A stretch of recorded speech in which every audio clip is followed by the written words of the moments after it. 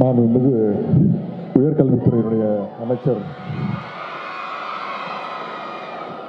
அண்ணன் திரு பொன்முடி அவர்களே, மாண்புமிகு இந்து சமய அறநிலைத்துறை அமைச்சர் அண்ணன் திரு சேகர்பாபு அவர்களே, நாடாளுமன்ற உறுப்பினர் அண்ணன் திரு தயாநிதி மாறன் அவர்களே, சென்னை பெருநகர மாநகராட்சியினுடைய மேயர் சகோதரி பிரியாராஜன் அவர்களே, உயர்கல்வித்துறையினுடைய கூடுதல் தலைமைச் செயலாளர் திரு பிரதீப் யாதவ் ஐஏஎஸ் அவர்களே, கல்லூரி கல்வி இயக்குனர் திரு கார்மேகம் ஐஏஎஸ் அவர்களே, கல்லூரி முதல்வர் முனைவர் கிளாடிஸ் அவர்களே, சட்டமன்ற உறுப்பினர்கள் அண்ணன் திரு தாயகம் கவி அவர்களே, சகோதரர் வெற்றியழகன் அவர்களே, அண்ணன் ஜோசப் சாமுவேல் அவர்களே, முன்னாள் சட்டமன்ற உறுப்பினர் அண்ணன் ரவிச்சந்திரன் அவர்களே, சகோதரர் தமிழன் பிரசன்னா அவர்களே, மாநகராட்சியினுடைய மண்டல குழு தலைவர் மாமன்ற உறுப்பினர் உள்ளிட்ட உள்ளாட்சி அமைப்புகளுடைய பிரதிநிதிகளே, பத்திரிகை நண்பர்களே, மீடியா நண்பர்களே, பெரியோர்களே, பெருமக்களே, நிகழ்ச்சியுடைய சிறப்பு விருந்தினர்களாக வந்திருக்கக்கூடிய மாணவிகளே, சகோதரிகளே, கழகத்துடைய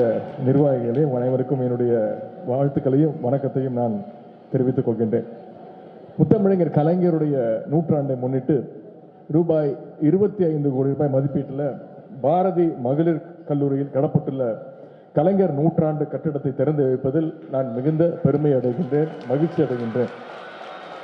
உங்களை எல்லாம் சந்தித்து கலைஞருடைய பெயரில் கட்டிடத்தை திறந்து வைக்கின்ற வாய்ப்பை ஏற்படுத்தி கொடுத்த நம்முடைய மாண்புமிகு அமைச்சர் அண்ணன் பொன்முடி அண்ணன் அவர்களுக்கும் அண்ணன் சேகர்பாபு அண்ணன் அவர்களுக்கும் வந்திருக்கக்கூடிய மக்கள் பிரதிநிதிகள், சட்டமன்ற உறுப்பினர் அனைவருக்கும் என்னுடைய நன்றி நான் தெரிவித்துக் கொள்கின்றேன்.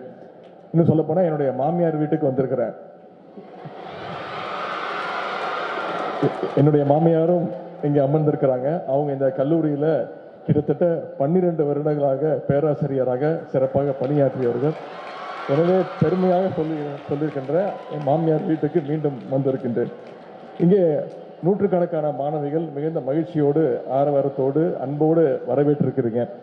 உங்களை எல்லாம் பார்க்கும் பொழுது ஒரு மனநிறைவு ஏற்படுகிறது. ஏன்னா ஒரு 100 வருஷத்துக்கு முன்னாடி நீங்க சிந்திச்சு பார்க்கணும். 100 வருஷத்துக்கு முன்னாடி வீட்டை விட்டு வெளியில வரத்துக்கு பெண்களுக்கு உரிமை கிடையாது, படிக்கிறதுக்கும் உரிமை கிடையாது. பெண்களை கிட்டத்தட்ட ஒரு அடிமைகளாக தான் இந்த சமுதாயம் 100 வருஷத்துக்கு முன்னாடி நடத்திட்டு இருந்தாங்க. ஆனா அந்த அடிமைத்தனத்தை அடித்து நொறுக்கியது யாருன்னா நம்முடைய முத்தமிழர் டாக்டர் கலைஞர் அவர்களும், தந்தை பெரியார் அவர்களும், பேரறிஞர் அண்ணாவும், திராவிட இயக்கமும், நம்முடைய திராவிட முன்னேற்ற கழகம் என்பதை நீங்கள் உணர வேண்டும்.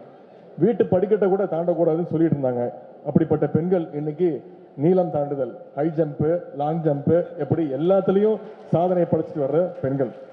உங்களுடைய முன்னேற்றத்திற்காக நம்முடைய திராவிட மாடல் அரசு ஏராளமான திட்டங்களையும் தொடர்ந்து செயல்படுத்திட்டு வர நம்முடைய மாண்பு முதலமைச்சர் அவர்கள். உங்களை எல்லாம் நாங்கள் வெறும் மாணவிகளாக பார்க்கவில்லை. நீங்கள் ஒவ்வொருவரும் நம்முடைய திராவிட மாடல் அரசுடைய புதுமை பெண்கள். அதனால்தான் நம்முடைய முதலமைச்சர் அவர்கள் புதுமை பெண் அப்படின்ற திட்டத்தையே அறிமுகப்படுத்தி வச்சார். இந்த புதுமை பெண் திட்டத்தின் கீழே இன்றைக்கு ஒவ்வொரு வருடமும் 3 லட்சம் மாணவிகள் பயன்பெற்றுட்டு வராங்க. அதாவது அரசு பள்ளியில படிச்சு எந்த கல்லூரியில போய் உயர்கல்வி பெண்கள் வீட்டை விட்டு வெளில வரணும், படிக்கணும், அவங்களுடைய உரிமைகளை பெறணுங்கிறதுக்காக ஒவ்வொரு அரசு பள்ளியில படிக்கிற பெண்ணும் எந்த கல்லூரியில போய் சேர்ந்தாலும் மாதம் 1000 ரூபாய் அவங்களுக்கு கல்வி உரிமை தொகையாக, ஊக்கத்தொகையாக நம்முடைய முதலமைச்சர் அவர்கள் புதுமை பெண் திட்டத்தின் மூலம் கொடுத்துட்டு இருக்காங்க. புதுமை பெண் திட்டத்துடைய வெற்றி இன்றைக்கு தமிழ் புதல்வன் அப்படின்ற திட்டத்திற்கு வழிகாட்டி கொண்டிருக்கிறது. புதுமை பெண் திட்டத்தை நம்முடைய அரசு செயல்படுத்திய பிறகு உயர்கல்வி சேருகின்ற மாணவிகளுடைய எண்ணிக்கை பெருமளவில் உயர்ந்திருக்கின்றது. அதனால்தான் மாணவர்களும் பயன்பெறணும் அப்படின்ற தமிழ் புதல்வன் அப்படின்ற திட்டத்தை நம்முடைய முதலமைச்சர் அவர்கள் சென்ற இந்த ஆகஸ்ட் 9ஆம் தேதி அன்றைக்கு துவங்கி வைத்தார்கள். இன்றைக்கு அரசு பள்ளியில் படித்து உயர்கல்வி சேர்ந்துள்ள 3 லட்சத்திற்கும் அதிகமான மாணவர்களுக்கும் மாதம் 1000 ரூபாய் தமிழ் புதல்வன் திட்டம் மூலம் கிட்டத்தட்ட ஒவ்வொரு வருஷமும் 6 லட்சம் மாணவிகளுக்கு இந்த தமிழ் புதல்வன் புதுமை பெண் திட்டத்தின் மூலம் கல்வி ஊக்கத்தொகையை நம்முடைய முதலமைச்சர் அவர்கள் வழங்கி கொண்டிருக்கிறார். தமிழ்நாடு இன்றைக்கு பல்வேறு துறைகளில் சாதனைகளை படைக்கிறது என்றால் அதற்கு இப்படிப்பட்ட திட்டங்கள் தான் முழு காரணம். முத்தமிழர் கலைஞர் அவர்கள் கல்விக்காக ஏராளமான திட்டங்களை தந்தார்கள். நம்முடைய மாண்பு முதலமைச்சர் அவர்கள் கட்டணமில்லா பேருந்து வசதி, முதல் தலைமுறை பட்டதாரிகளுக்கு கல்வி கட்டணத்தை அரசே செலுத்தும் நிலை, கல்வி கடனுக்கான வட்டி தள்ளுபடி, இப்படி பல்வேறு திட்டங்களை சொல்லிக்கொண்டே போகலாம். தமிழ்நாட்டில் இன்றைக்கு திசைக்கு ஒன்று என்று இருந்த கல்லூரிகளை 100 கணக்கில் திறந்தவர் நம்முடைய முத்தமிழர் டாக்டர் கலைஞர் அவர்கள்.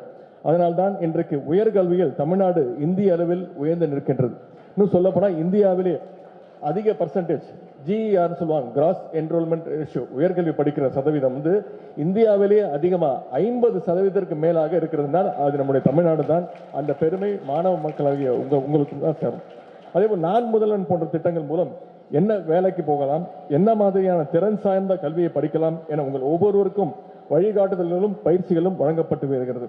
நான் முதல்வன் திட்டத்தின் மூலம் வருடம் 30 லட்சம் மாணவ மாணவிகள் இந்த 3 வருடங்களில் பயனடைஞ்சிருக்கிறாங்க. 1 லட்சம் அதிகமான மாணவர்களுக்கு வேலை வாய்ப்பு, ஜாப் ஆப்பர்ச்சுனிட்டிஸ் நான் முதல்வன் திட்டத்தின் மூலம் கிடைச்சிருக்கிறது. இந்த நான் முதல்வன் திட்டத்தின் மூலம் IIT, NIT போன்ற உயர்கல்வி நிறுவனங்கள் இன்றைக்கு நூற்றுக்கணக்கான அரசு பள்ளி மாணவர்கள் உயர்கல்வி படிச்சுட்டு இருக்காங்க. இந்தியாவிலேயே அதிக எண்ணிக்கையிலான டாப் உயர்கல்வி நிறுவனங்களை கொண்ட மாநிலமாக இன்றைக்கு தமிழ்நாடு விளங்கி கொண்டிருக்கிறது. சமீபத்தில் ஒரு முக்கியமான அறிவிப்பை நம்முடைய மாண்பு முதலமைச்சர் அவர்கள் அறிவித்திருந்தார்கள். அதாவது இந்தியாவிலேயே முதல் முறையாக வெளிநாடு சென்று படிக்கின்ற அரசு பள்ளி மாணவர்களுக்கான முழு செலவையும், பயண செலவையும், அவருடைய முதல் பயண செலவை நம்முடைய தமிழக அரசே ஏற்கும் என்ற அந்த சிறப்பான அறிவிப்பை நம்முடைய முதலமைச்சர் அவர்கள் அறிவிச்சிருந்தாங்க. இதை ஏன் சொல்றேன்னா, கற்றோருக்கு சென்ற இடமெல்லாம் சிறப்பு என்பார்கள். அதற்கு உதாரணமாக தான் இந்த நிகழ்ச்சி இன்று இவ்வளவு சிறப்பாக எழுச்சியோடு நடந்து கொண்டிருக்கிறது. எனவே நீங்கள் அனைவரும் நன்றாக படிக்க வேண்டும். படிப்பில் மட்டுமல்ல, விளையாட்டிலும் கவனத்தை செலுத்த வேண்டும் என்று கேட்டுக்கொள்கின்றேன். நன்றாக விளையாடினால்தான் ஆரோக்கியம் நன்றாக இருக்கும். நன்றாக படிக்க மட்டும் முடியும், விளையாட்டில் நீங்கள் சாதனை படைக்கலாம். இதனை மனதில் வைத்து செயல்படுங்கள்.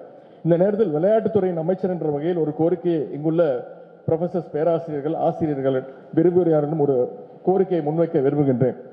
மாணவிகளுக்கான அந்த PT பீரியடை சயின்ஸ் மற்றும் மேக்ஸ் லெக்சரர்ஸ் கடன் வாங்காதீங்கன்னு கேட்டுக்கொள்கின்றேன். வேண்டுமென்றால் சயின்ஸ் மேக்ஸ் பீரியடை PT வகுப்புக்கு கடன் கொடுங்கள். ஆனால் மாணவிகள், உங்களுக்கு ஒரு கோரிக்கை, PT வகுப்பு தான் அப்படின்னு சொல்லி கிளாஸை கட்டடிச்சுட்டு வெளியிட்டு போயிடாதீங்க. தயவு செய்து விளையாட்டுக்கு இன்னும் அதிக முக்கியத்துவம் கொடுங்க என்று கேட்டுக்கொண்டு இந்த கோரிக்கையை உங்கள் அனைவர் முன் வைத்து விடைபெறுகின்றேன். கலைஞர் நூற்றாண்டு கட்டிடம் இந்த கல்லூரியுடைய கல்வி சேவைக்கு இன்னும் பல நூற்றாண்டுகள் துணை நிற்கட்டும் என்று கூறிக்கொண்டு வாய்ப்புக்கு நன்றி கூறி விடைபெறுகின்றேன். நன்றி, வணக்கம்.